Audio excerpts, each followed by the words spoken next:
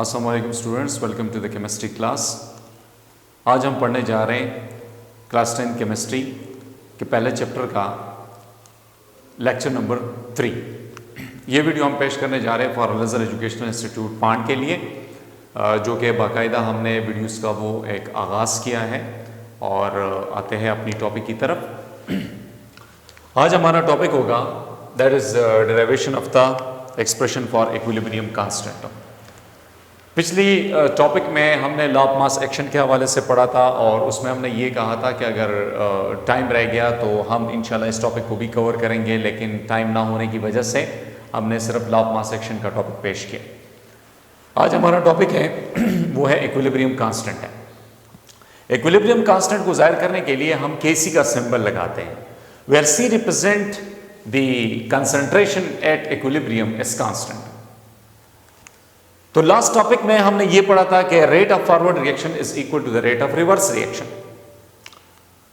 उसको हम आगे प्रोसीड करने जा रहे हैं कि जैसे कि हम जानते हैं rate of forward reaction is equal to the rate of reverse reaction है, या इसको शॉर्ट फॉर्म में लिखने के लिए हम R F is equal to R R लगाते हैं, या इस R F rate constant for forward reaction और rate constant for reverse reaction के लिए हम ये चीज भी हम लिख सकते हैं। जैसे कि हमारे पास है K F to the concentration of reactant A and concentration of reactant B is equal to the K R rate constant for forward reaction is equal to rate constant for forward reaction and to reactant C, concentration of reactant C and concentration of reactant what D.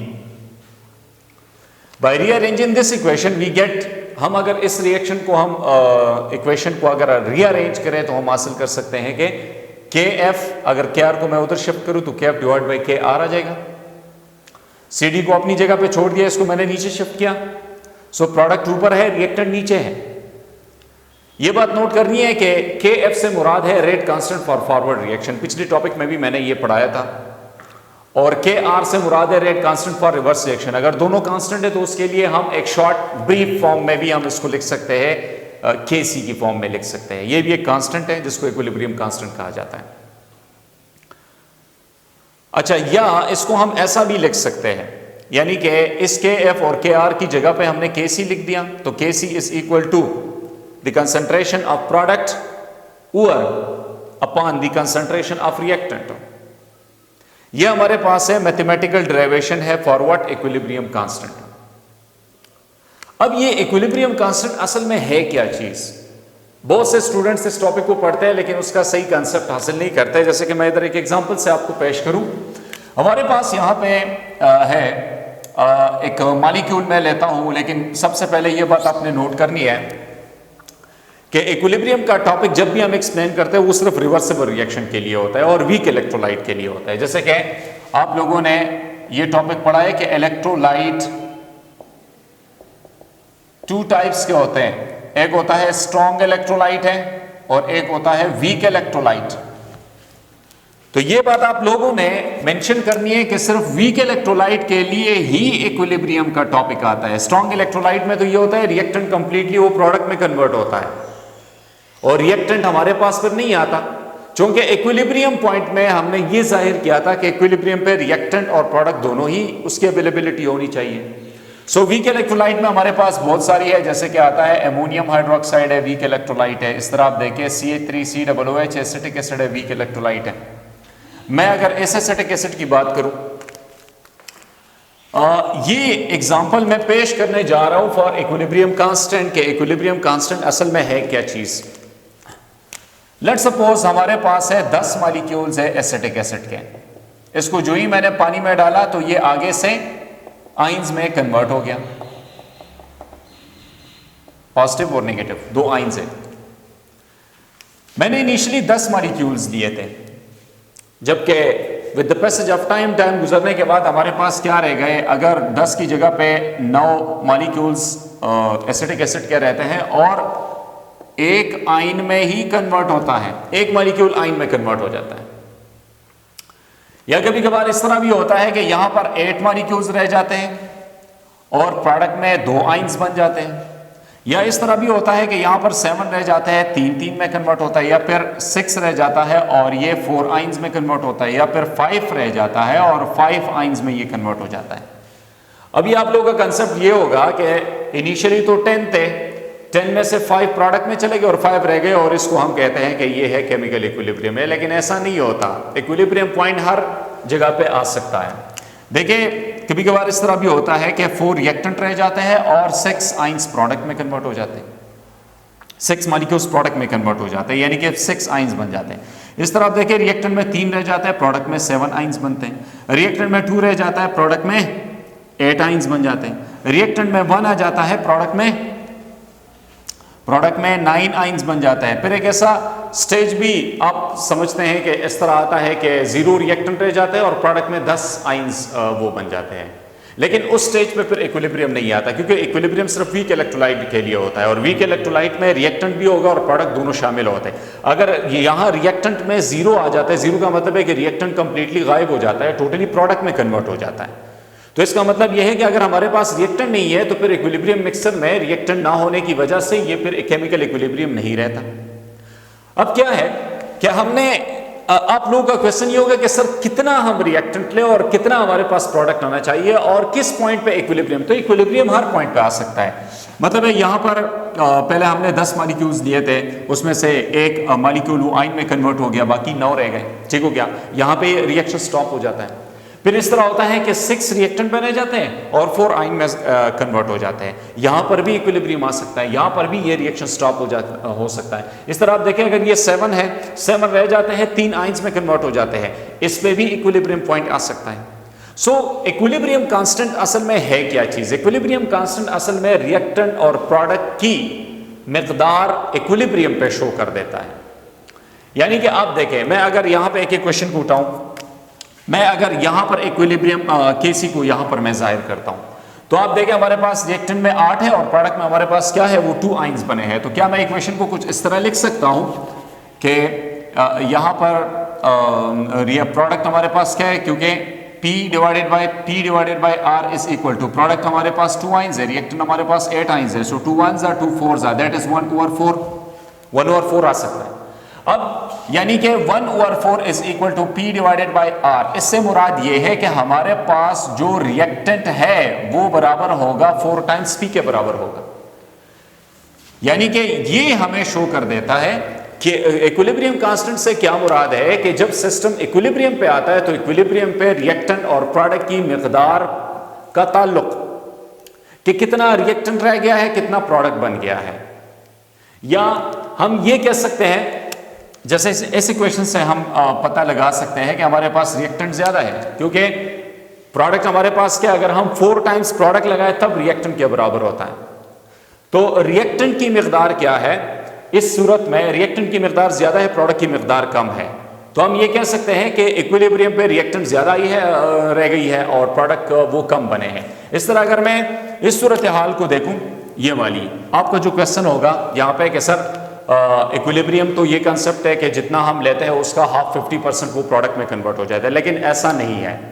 Equilibrium her concentration पे आ सकता है, यहाँ पर भी equilibrium आ सकता है, यहाँ पर भी आ सकता है, यहाँ पर भी आ सकता है, यहाँ पर भी आ सकता है, हर जगह पे इक्विलिब्रियम वो आ सकता है। अब देखें अगर मैं इस सूरत हाल को देखूं तो यहाँ पर हमारे पास क्या है कि 5 प्रोडक्ट में है और 5 हमारे पास क्या है, वो है रिएक्टेंट में है। तो मैं अगर यहाँ पर इक्वेशन निकालूं कि K की वैल्यू हमारे पास क्या आएगी, KC की, वो क्या है कि रिएक्टेंट में हमारे पास 5 रह गए हैं, प्रोडक्ट भी 5 है और रिएक्टेंट भी 5 है, तो इसको कैंसिल कर हमारे पास 1 आता है। यानी मतलब ये है कि अगर K की वैल्यू हमारे पास 1 आती है तो इसका मतलब यह है कि प्रोडक्ट हमारे पास किसके बराबर होगा, वो रिएक्टेंट के बराबर हो जाता है। सो KC से मुराद ये है कि इक्विलिब्रियम पे रिएक्टेंट और प्रोडक्ट की मिकदार का आपस में मुआवजा करना, आपस में चेक करना कि मैंने रिएक्टेंट में कितना रिएक्शन में हमने कितना रिएक्टेंट लिया था और कितना हमारे पास क्या आया है, प्रोडक्ट आया है। सो मैथमेटिकल डेरिवेशन में आप लोगों ने ये वैल्यू निकाली कि KC is equal to product over what, reactant. इसका डिफिनीशन हम कुछ इस तरह लिख सकते हैं कि KC is actually what, it is the ratio. Ratio कहते हैं दो चीजों के आपस में ताल्लुक को कहा जाता है। रेशो किसे कहते हैं, दो चीजों का आपस में ताल्लुक को रेशो कहा जाता है। यानी कि KC is the ratio of the mathematical product. Mathematical product से मतलब है मैथमेटिकल क्या है वो मल्टीप्लिकेशन होता है of the concentrations of the substances formed, यानी कि जो चीजें बन गई है इक्विलिब्रियम पे और जो चीजें रह गई है इक्विलिब्रियम पे, उन दोनों का आपस में रिलेशनशिप है। So concentrations of the substances formed at equilibrium to the mathematical product of the concentrations of reacting substances। ये प्रोडक्ट असल में रिएक्शन का प्रोडक्ट नहीं है, बल्कि ये प्रोडक्ट मैथमेटिकल प्रोडक्ट है कि जितनी एक्टिविटीज हो चुकी है, जितने मॉलिक्यूल्स आपस में क्या है वो टकराव हुए हैं। सो यहाँ हम ये पढ़ते हैं कि जो रिएक्टेंट है उसको हम डिनोमिनेटर में लिखते हैं और जो प्रोडक्ट है वो हम रिएक्टेंट न्यूमरेटर में हम लिखते हैं। और इसमें हम ये पढ़ते हैं कि हर एक कंसंट्रेशन को हमने पावर में शो करना है, यानी कि जो कोएफिशिएंट किसी भी इक्वेशन में फ्रंट में लगा हो, जैसे कि हमारे पास ये एक एग्जांपल है, इसको अगर हम मेंशन करें a plus b goes to produce c plus d and c plus d recombine to form a plus b. तो फ्रंट में जो नंबर लगे होते हैं, जैसे कि ये आता है a moles of a, b moles of b, c moles of c and d moles of d। तो ये A, B, C और D, ये जो ऑप्शन होते हैं ये असल में नंबर ऑफ मोल्स होते हैं। तो इसको हमने इक्वेशन में पावर में वो लिखना होता है। अब इसको फार्मूले की फॉर्म में जब हम लिखते हैं तो हमारे पास इस तरह आता है कि Kc is equal to product मतलब जो चीज हमने हासिल की हो of the concentration of the products, यानी कि जो प्रोडक्ट हमारे पास आया है उसका क्या है कि उसकी कोएफिशिएंट को हमने पावर में कन्वर्ट करना है and divided by product of the concentration of reactant raise to the power of coefficient, और जो रिएक्टेंट हमारे पास रह चुका है, यानी कि टोटल मल्टीप्लिकेशन होने के बाद जो रिएक्टेंट रह चुका है उसका नंबर ऑफ मोल्स को पावर में कन्वर्ट करना, उसकी कोएफिशिएंट को पावर में कन्वर्ट करना होता है। तो आगे बढ़ते हैं कि इसमें हम मैथमेटिकल एक्सप्रेशन को कैसे जाहिर करते हैं, तो उसकी तरफ आते हैं।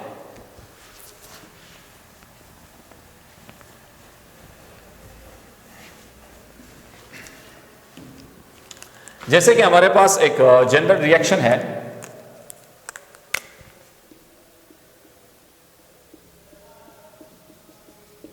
एक जनरल रिएक्शन है that is A plus b goes to produce C plus d. ये एक रिएक्शन है। इसके फ्रंट में जो भी नंबर हम लिखते हैं, यानी कि A moles of A, B moles of B, C moles of C and D moles of D, ये जो A, B, C और D होते हैं इसको कहा जाता है नंबर ऑफ कोएफिशिएंट, या इसको कहते हैं नंबर ऑफ मोल्स। इसको पावर में हम जाहिर करते हैं। जैसे कि अगर इस इक्वेशन के लिए मैं Kc का एक्सप्रेशन लिखता हूं, सो Kc का एक्सप्रेशन कुछ इस तरह होगा, Kc is equal to product की वैल्यू हम ऊपर लिखते हैं, concentration of C to the power C, concentration of D to the power D and divided by concentration of A to the power A, concentration of B to the power B। इस type की चीज को कहा जाता है equilibrium constant expression. इसको क्या कहते हैं? इक्विलिब्रियम कांस्टेंट एक्सप्रेशन इसको कहा जाता है, इक्विलिब्रियम कांस्टेंट एक्सप्रेशन। किसी भी रिएक्शन को जाहिर करने के लिए पहले रिएक्शन का होना लाजमी होता है और उसके बाद फिर हम ये फार्मूला उसके ऊपर क्या करते हैं वो अप्लाई करते हैं। जैसे कि बहुत सारे और भी फार्मूले हैं, मैं लिखता हूं, बहुत सारे और भी इक्वेशंस हैं, सॉरी फॉर दैट। जैसे कि यहाँ पे एक इक्वेशन है, हाइड्रोजन गैस है, उसका टकराव होता है आयोडीन के वेपर्स के साथ, रिवर्सिबल रिएक्शन है और प्रोडक्ट में हमारे पास HI के क्या बनते हैं, वो वेपर्स बनते हैं। रिएक्शन हमारे पास क्या है, वो बैलेंस है। ये बात नोट करनी है कि केमिकल इक्विलिब्रियम में रिएक्शन की बैलेंसिंग सबसे इंपॉर्टेंट होती है। सो इस पॉइंट को अगर देखा जाए, इसकी अगर क्या है कि Kc की एक्सप्रेशन जाहिर करने के लिए हम कुछ इस तरह स्टेप अपनाते हैं। यहाँ पर आपने लिखना है Kc is equal to, product आपने ऊपर लिखना है, HI आप लिखें, इसके फ्रंट में 2 है, ये कोएफिशिएंट है या नंबर ऑफ मोल्स, इसको आपने पावर में कन्वर्ट करना है। जैसे कि आप लोगों ने इस पॉइंट से each concentration is raised to the power of the coefficient of that substance in equation. So यहाँ पर फ्रंट में जो नंबर होता है उसको आप पावर में कन्वर्ट करें। इसी तरह आप देखें H2 है और साथ में क्या आता है, वो I2 आता है। चूंकि फ्रंट में इसके लिए कोई नंबर नहीं है तो ऊपर हम कोई नंबर नहीं लिखते। इसी तरह आप देखें हमारे पास सेकंड एग्जांपल में मैं लेता हूं, जैसे कि आता है नाइट्रोजन है और साथ में हाइड्रोजन गैस है, तो ये भी गैस है और नाइट्रोजन भी गैस है। इसका रिएक्शन जब होता है तो ये इक्विलिब्रियम पे पहुंच जाता है और ये बना लेता है 2 को पहले खत्म करे NH3 बनाते हैं। अब रिएक्शन बैलेंस नहीं है तो बैलेंसिंग के लिए यहाँ पर 2 लगाए, यहाँ पर आप 3 लगाए। अच्छा, इस इक्वेशन को इक्विलिब्रियम कांस्टेंट एक्सप्रेशन में हम कैसे जाहिर करते हैं, तो उसके लिए आप लोग इस तरह स्टेप अपनाते हैं। KC इज इक्वल टू, हमारे पास क्या आएगा, यहां पर आपने प्रोडक्ट को ऊपर लिखना है NH3, इसके फ्रंट में 2 है, इसको पावर में लिखें, और यहां पर क्या है N2 है, इसी तरह H2, तो इसके फ्रंट में 3 आता है, इस 3 को भी आपने पावर में ही कन्वर्ट करना है। तो इस चीज को कहा जाता है equilibrium constant expression for the given equation, इस इक्वेशन के लिए। अब अगली बात आप लोगों ने नोट करनी है, बुक में लिखा है कि इक्विलिब्रियम कांस्टेंट Kc की value for a particular reaction is independent for pressure, concentration and catalyst, और साथ में यह भी लिखा है कि टेम्परेचर के हवाले से, यानी कि अगर हम Kc की वैल्यू लिखते हैं तो यह बात नोट करनी है कि Kc की वैल्यू क्या होती है, वो डिपेंड होती है किस चीज पे, वो टेम्परेचर पे डिपेंड होती है। मगर क्यों? Kc की वैल्यू क्या है, वो है इंडिपेंडेंट है। इंडिपेंडेंट से मुराद ये है कि अगर आप ऐसी कंडीशन को बढ़ाते हैं या घटाते हैं इक्विलिब्रियम पॉइंट पे तो Kc के ऊपर कोई असर नहीं पड़ता। तो इसमें आता है, इसमें है नंबर 1 प्रेशर है, नंबर 2 हमारे पास है कंसंट्रेशन है, और नंबर 3 हमारे पास क्या होता है, वो है कैटलिस्ट है। इन 3 चीजों की वजह से Kc की वैल्यू ने चेंज होती है। अब क्यों चेंज नहीं होती और टेम्परेचर पे क्यों डिपेंडेंट होता है, ये बात नोट करनी है कि Kc हमें सिर्फ शो करता है मिकदार को, हमें ये बताता है कि आया कितना रिएक्टेंट रह चुका है और कितना रिएक्टेंट प्रोडक्ट में वो कन्वर्ट हुआ है, लेकिन इक्विलिब्रियम की बात हो रही है। ये बात नोट करनी है कि Kc चूंकि टेम्परेचर पे ही डिपेंड होता है। टेम्परेचर पे इसलिए डिपेंड होता है कि हर रिएक्शन एक खास टेम्परेचर पे प्रोग्रेस करता है, वो बढ़ता है। जैसे कि हमारे पास ये एक एग्जांपल है, H2 है, I2 है, गोस टू प्रोड्यूस 2H। इसके लिए टेम्परेचर रिक्वायर्ड है delta H, that is equal to 10.5 kilojoule per mole है। नेगेटिव मैंने यहां पर लिखा है। HI तब बनता है जब इन दोनों का हम टेम्परेचर क्या कर देते हैं, वो डिक्रीज कर देते हैं। तो इस डिक्रीज की वजह से ये होता है कि ये क्या है कि हमारे पास ज़्यादा से ज़्यादा वो हाइड्रो आयोडिक एसिड जो है वो बनेंगे। अगर हम टेम्परेचर इंक्रीज करते हैं तो जाहिर बात है कि फिर रिएक्टेंट अपनी जगह पे ही रहेगा, प्रोडक्ट तो फिर नहीं बनते हैं। तो हर रिएक्शन के लिए क्या होता है, वो Kc की वैल्यू एक खास वैल्यू होती है। इस तरह आप देखें Kc की वैल्यू प्रेशर, कंसंट्रेशन और कैटलिस्ट के लिए क्या है, वो है इंडिपेंडेंट है। तो इंडिपेंडेंट क्यों है? अगर एक सिस्टम है, लेट्स सपोज हमारे पास है A + B goes to produce C + D। अगर मैं यहां से A को मैं हटाऊं, इसका मतलब यह है कि यहां पर कमी आई है। सो Kc जस्ट क्या होता है कि वो चेंज होता है, अपनी डायरेक्शन को चेंज कर देता है। यानी कि आप देखें ये ऑलरेडी ये सिस्टम इक्विलिब्रियम में है, अगर मैंने रिएक्टेंट में से कुछ मॉलिक्यूल्स को आउट कर दिया, इसका मतलब है यहाँ पर कमी आई है। सो डायरेक्शन ऑफ रिएक्शन किस तरफ होगा, रिएक्टेंट की तरफ होगा, ताकि इस कमी को क्या करे, वो पूरा कर सके। Kc की वैल्यू में कोई फर्क वो नहीं आएगा। इस तरह अगर हम यहाँ पर प्रेशर बढ़ाते हैं तो क्या होता है, प्रेशर को डिक्रीज करने के लिए इसका डायरेक्शन राइट की तरफ बढ़ेगा। और कैटलिस्ट क्या है कि वो रिएक्शन के रेट को सिर्फ बढ़ाता है और कुछ नहीं करता। तो ये टॉपिक है और ये आज के लिए काफ़ी। कल इंशाल्लाह नई वीडियो के साथ हाजिर होंगे, तब तक के लिए इजाज़त, अल्लाह हाफ़िज़।